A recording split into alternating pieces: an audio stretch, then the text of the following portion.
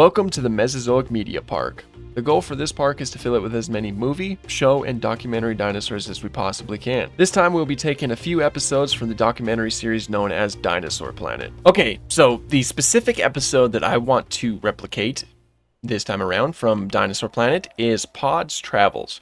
It is an episode where a Pyroraptor gets, unfortunately, lost in a storm, and he gets transported to, I believe, Hat's Egg Island, because of course it's an island that is subject to insular dwarfism, which means that he encounters a lot of different prehistoric creatures that are significantly smaller than their mainland counterparts. It's a fun little story, you know, and fortunately we do have Pyroraptor in here, so it works out. But the question is, where do I want to put it? I'm thinking I'll just put it right here. Now, my idea for this is to make essentially two separate enclosures. We're going to do this enclosure over here. It'll look similar to this, right? Right, okay. It'll look like that. Okay, bear with me here. And then what we're going to do is choose the most conspicuous lagoon, I guess. And we're going to do this. Oh no, I have made a grievous error. Hold on a second. Okay, first we're going to place this down, right? It's going to look like that, okay? And then we're going to place the enclosure right next to it, right? Like that, and then we place another enclosure on the other side, right? Are you picking up what I'm putting down? Like that! Okay, so here's my plan, okay? This is going to be the original island that Pod was on, okay? It's going to look like that, and then this is the ocean that he had to cross, and we're going to put a plesiosaur in there of some type. I can't remember which plesiosaur actually attacked them. And then on this side is going to be the new island that Pod was transported to after he was lost to sea. You know, the island that is subject to insular dwarfism. Yeah, let's try it. Okay, so I'll go ahead and put some sand on the beach, you know, try to at least make it look like it's a beach. And then here I want to like kind of have it loop up like that.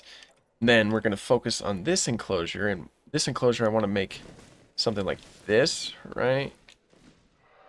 And then we're going to have like open plains, because I remember seeing the quote-unquote iguanodons over here just in an open field, and then they run out here, they get all spooked, and then that's when I think the tsunami hits. Then over here we have more trees, like so. Yeah, and then we can also place a decoration. It could kind of be the log that Pod arrived on, right? And that's the log.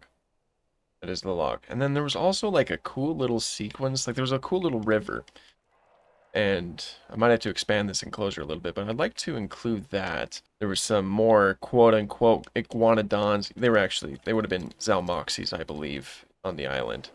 But they were all fighting in there like that, and there was like a lot of rocks. I don't know why this specific like little creek or river just like stood out to me, but it did. Okay.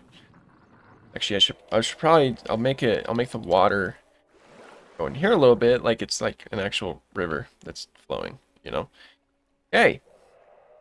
So that could possibly be Hat's Egg Island. Some things I could probably do to make this look better. Nope, that's probably gonna have to be it. Yeah, so we can place our fellas in there now. So here's the goal, right? I'm going to place both Pod and his sisters. The sisters I want to put on the original island, the island in which they showed up from, and Pod I'm going to place on the new island. He's going to get the Dominion skin, because that actually works out. Pod was red. Whereas his sisters, I'm going to give them Limpopo River and Rana. Bad with pronunciation. Let's get them going, and then also on the main island with his sisters, I want to place the iguanodons. Whoops, man, I messed up. I want to place the iguanodons, but instead of what they were, I want to make them, we're going to do the Dominion variant. We're going to make them look like this. They weren't actually iguanodons in the episode. They were probably something like Rabdodon. but they call them iguanodon in there. Plus, the Dominion skin for iguanodon looks a lot more like Raptidon anyway. All right, so now we get one pod going. Then we get 2 sisters going. Let's just get like a small herd of them going. And then also, on top of that, I think I want to place some Dryosaurus. I'm thinking they could probably be some Zalmoxes. I didn't actually pre-choose some colors, but that's okay. I'll just give them like a greenish type color. I think that's what they look like in the thing. And that could just be something that kind of slightly represents the insular dwarfism that's going on. So we can get 4 of them going on there too. And we could place them. Okay, and then also on top of that, we're going to get a plesiosaur going. Probably any of these fellas that we have in here we can do. We can do like Attenborosaurus, but I'm thinking just going with Plesiosaurus itself. Okay, so the colors are a little bit more dark. I probably should have gone in and checked, but I'll go with that, and then we'll go with that. That might look kind of cool. Okay, and in the meantime, I think we'll go ahead and place another enclosure. This time, we're going to do the one from White Tip's Journey. I think that's what it's called. White Tip's Journey. There's like Pod's Travels, and there's White Tip's Journey. So I think we're going to place that here. This is going to look strange, of course, because if we're going to place Velociraptor, it's going to be the Jurassic Park Velociraptors, and as we know, they differ quite a bit. It's like, skeletally, they're a lot more similar to Deinonychus, because that's actually what they are. That's what they're based off of. But they are significantly larger and actually match Utahraptor and Achillibator in size. So this will be interesting. But I think it'll be a cool little enclosure, because my idea is to make a hill. Like, we'll place just a massive hill, and this hill will represent the landslide that happens, right? Is, you know, in the episode they show how the very famous fossil known as dueling dinosaurs, or fighting dinosaurs, it's one of those two. They show how that fossil was made. It's when a velociraptor was getting into a fight with protoceratops, and a landslide caused them to be buried. Very, very sad. I think we'll do something similar to this. Again, it's very, very simple. But I'll also place a little bit of vegetation in here. Like the vegetation that looks the most deserty, I think. Like maybe like this. Yeah, nothing too crazy. Place it on either side. Just to kind of like break up the monotony that we have going on in here. Okay, so right here is where they were technically fighting, and that's where the landslide happened. Also, just for the sake of my own sanity, you know, from the way that it looks, I want to place some rocks in here. There we go. Just breaks it up a little bit. Okay, now here we are. So first we have like the regular mainland creatures going on here with the Raptidons, essentially, I reckon, and Pod's sisters, who in this version did not die out at sea. They lived. They got to come back to the island. So they're here. And then in the ocean, we of course have the plesiosaur that is guarding the way. And then over here we have Pod living on the island with animals that are smaller than the ones that he was used to. Somewhere around here. In the forest.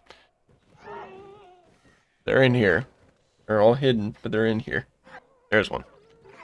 Yeah, he's with animals that he's not used to. You know, they're all smaller. And then their neighbors in Mongolia are here. So I put some oviraptors, right? Because there were oviraptors in the episode.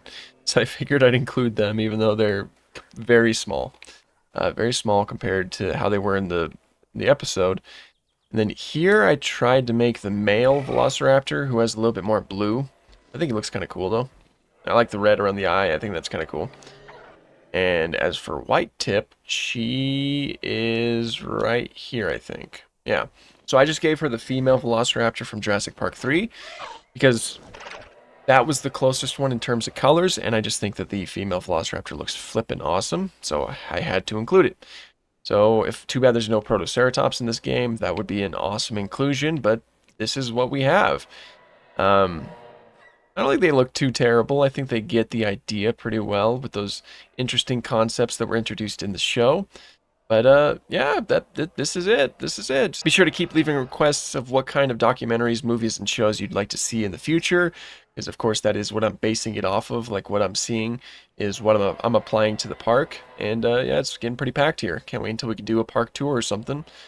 Anyway, thank you guys so much for watching, and have an awesome day.